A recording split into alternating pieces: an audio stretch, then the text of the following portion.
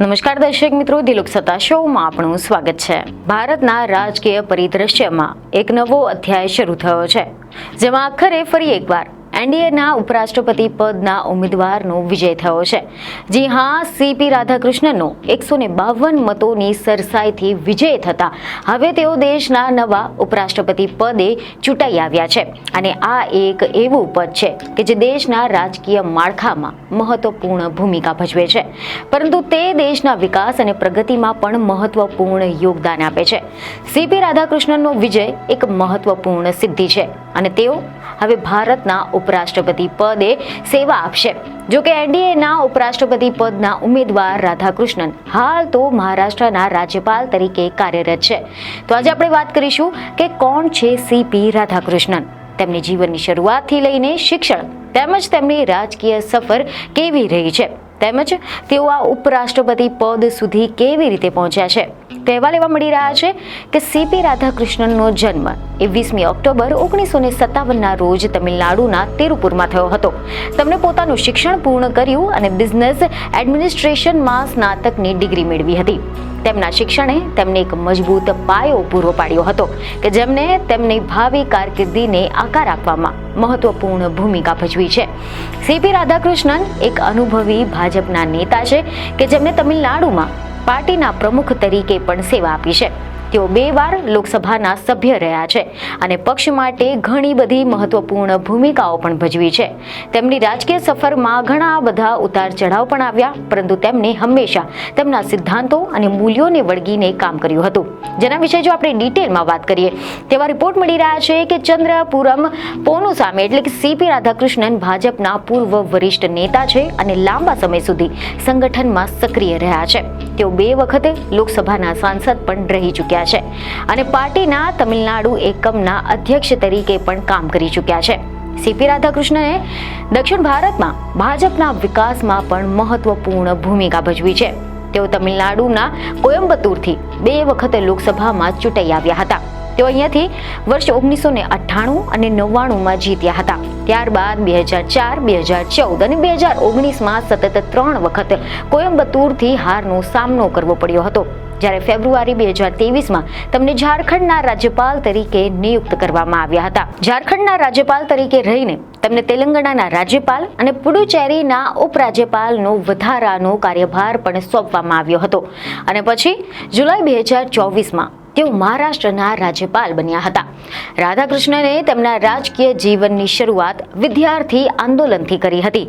વર્ષ 2007માં જ્યારે તેઓ તમિલનાડુના પ્રદેશ અધ્યક્ષ હતા, ત્યારે તેમણે રાજ્યમાં 93 દિવસની 19,000 કિલોમીટર લાંબી રથયાત્રા યોજી હતી અને આ યાત્રા દરમિયાન તેમને મુખ્યત્વે નદીઓને જોડવાની યોજનાઓ, આતંકવાદ, સમાન નાગરિક સંહિતા, અસ્પૃશ્યતાના નાશ તેમજ નશા દુષ્પરિણામ જેવા મુદ્દાઓ પર પણ ધ્યાન કેન્દ્રિત કર્યું હતું. અને એના પછી પણ તેમને ડેમ, નદીઓના મુદ્દે 280 કિલોમીટર અને 230 કિલોમીટર લાંબી 2 જેટલી રથયાત્રાઓ યોજી હતી. અને આ યાત્રા સિવાય મહત્વની વાત એ પણ છે કે 20 ઓક્ટોબર 1957ના રોજ તમિલનાડુના તિરુપુરમાં જન્મેલા સીપી રાધાકૃષ્ણને બિઝનેસ એડમિનિસ્ટ્રેશનમાં સ્નાતકની ડિગ્રી મેળવી છે. રાષ્ટ્રીય સ્વયં સંઘ એટલે કે RSSના સ્વયંસેવક તરીકે પણ શરૂઆત કરીને તેમને વર્ષ 1974માં ભારતીય જનસંઘની રાજ્યકારણી સમિતિના સભ્ય બન્યા હતા. જ્યારે વર્ષ 2096માં તેમને તમિલનાડુમાં ભાજપના સચિવ તરીકે નિયુક્ત કરવામાં આવ્યા હતા અને ત્યારબાદ તેઓ કોયમ્બતુરથી લોકસભાના સાંસદ બન્યા હતા. સાંસદ તરીકે તેઓ સંસદીય સ્થાયી સમિતિ, જેમાં કાપડ મંત્રાલયના અધ્યક્ષ રહ્યા હતા. આ ઉપરાંત સીપી રાધાકૃષ્ણન સ્ટોક એક્સચેન્જ કૌભાંડની તપાસ માટે પણ જે રચાયેલી વિશેષ સંસદીય સમિતિ છે તે સમિતિના પણ સભ્ય રહી ચૂક્યા છે. વર્ષ 2004માં સીપી રાધાકૃષ્ણને સંસદીય પ્રતિનિધિ મંડળના ભાગરૂપે સંયુક્ત રાષ્ટ્ર મહાસભાને સંબોધિત કરી હતી. તેઓ તાઇવાન જનાર પ્રથમ સંસદીય પ્રતિનિધિ મંડળના સભ્ય પણ રહ્યા હતા.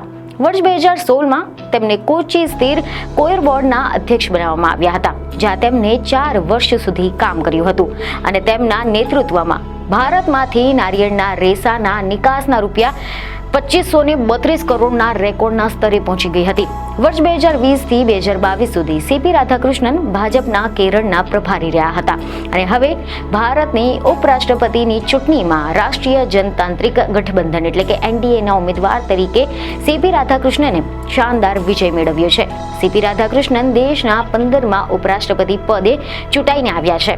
મહત્વનું છે કે ઉપરાષ્ટ્રપતિની ચૂંટણી 2025નું પરિણામ જાહેર થતાની સાથે જ સીપી રાધાકૃષ્ણન દેશના બીજા સર્વોચ્ચ પદ પર બિરાજમાન થયા છે. ચૂંટણીના રિટર્નિંગ ઓફિસર અને રાજ્યસભાના મહાસચિવ પીસી મોદીએ પ્રેસ કોન્ફરન્સ કરીને આ પરિણામોની માહિતી આપી હતી, જેમાં તેમણે જણાવ્યું હતું કે કુલ 767 સભ્યોએ મતદાન કર્યું હતું, જે 98.2% મતદાન દર્શાવે છે અને આમાંથી 752 મત એ માન્ય ગણવામાં આવ્યા છે. જ્યારે ઇન્ડિયા ગઠબંધનના ઉમેદવાર સુદર્શન રેડ્ડીને 300 મત મળ્યા હતા. રાધાકૃષ્ણનને પ્રથમ પસંદગીમાં જ જીતવા માટે જરૂરી મત મળી ચૂક્યા હતા, જેના કારણે તેમને વિજેતા જાહેર કરવામાં આવ્યા હતા. એટલે કે સીપી રાધાકૃષ્ણન તાજેતરમાં યોજાયેલી ઉપરાષ્ટ્રપતિ પદની ચૂંટણીમાં જીતી ગયા છે અને હવે તેઓ આ મહત્વપૂર્ણ પદ પર સેવા આપશે. અહેવાલ એવા સામે આવી રહ્યા છે કે ઉપરાષ્ટ્રપતિ તરીકે ચૂંટાયા બાદ વડાપ્રધાન નરેન્દ્ર મોદીએ સીપી રાધાકૃષ્ણનને અભિનંદન પાઠવ્યા છે. મંગળવારે એટલે કે 9મી સપ્ટેમ્બરના રોજ સોશિયલ મીડિયાના માધ્યમથી તેમને પોસ્ટ શેર કરીને તેમને અભિનંદન પાઠવ્યા હતા, જેમાં તેમણે જણાવ્યું કે સીપી રાધાકૃષ્ણનજીને 2025ની ઉપરાષ્ટ્રપતિની ચૂંટણી જીતવા બદલ હાર્દિક અભિનંદન. તેમનું જીવન હંમેશા સમાજની સેવા, ગરીબો અને વંચિતોના સશક્તિકરણ માટે સમર્પિત રહ્યું છે અને મને વિશ્વાસ છે કે તેઓ એક ઉત્તમ ઉપરાષ્ટ્રપતિ સાબિત થશે, જે આપણા બંધારણીય મૂલ્યોને મજબૂત બનાવશે અને સંસદીય પ્રવચનને વધુ સમૃદ્ધ બનાવશે.